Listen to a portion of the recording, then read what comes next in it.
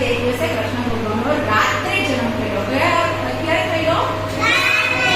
રાત્રે. આપણે વાર્તા સાંભળેલી તમને જણાવેલું ને, આઠમની રાત્રે એકદમ મધરાત્રે 12 વાગે જેવો એમનો જન્મ પણ થયો. હે ગોકુળ અષ્ટમી, એટલે ગોકુળમાં મોટો ઉત્સવ મનાવેલો, એટલે કે ગોકુળ અષ્ટમી. તે દિવસે કૃષ્ણ ભગવાનનો જન્મ થયો. હવે કૃષ્ણ ભગવાનનો જન્મ થયો તે દિવસથી અત્યાર સુધી લોકો કૃષ્ણ ભગવાનનો જન્મદિવસ મનાવે છે. કૃષ્ણ ભગવાનના જન્મના દિવસે લોકો પોતાના ઘરે પારણું બાંધે છે. પારણું વસ્તુ પારણું તમે જોયું હશે ખબર?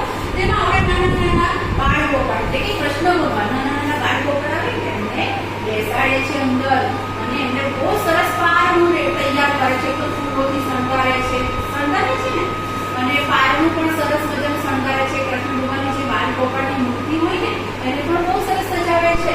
અને પછી રાત્રે 12 વાગે કૃષ્ણ ભગવાનનો જન્મ થાય પછી જન્માષ્ટમી ઉજવે છે. ભજન થાય છે, મંદિરોને શણગારવામાં આવે છે, ભજન કીર્તન થાય. પછી મિશ્રીનો પ્રસાદ મળે છે. શાનો? માખણ મિશ્રી. અને મિશ્રી એટલે આપણી નાની સાકર આવે ને તેને મિશ્રી કહેવાય. અને માખણનો પ્રસાદ કેવો છે કે કૃષ્ણ ભગવાનને માખણ ઘણું ગમતું. અને પંજરી તમે જોયું હશે તો પંજરીનો પ્રસાદ પણ વહેંચાઈ દે દિવસે. અને લોકો બધે ગલી મોહલ્લામાં શહેરોમાં બધી જગ્યાએ શું બાંધે? મટકી બાંધે છે ને મટકી ઉપર. ખબર કે કૃષ્ણ ભગવાન શું કરતા નાના હતા ત્યારે? બધાના ઘરે બધી ગોપીઓના ઘરે જતા અને તે માખણની મટકી બધા એમના મિત્રો સાથે ફોડી નાખતા. એટલે તે દિવસની યાદમાં લોકો મટકી પણ બાંધે છે. કેટલી ઊંચી મટકી બાંધે છે? દહીં હાંડી એમ કહેવાય. મહારાષ્ટ્રમાં તો એને શું કહેવાય? દહીં હાંડી. અને એ મટકી ફોડવાનો કાર્યક્રમ ઉજવાય છે.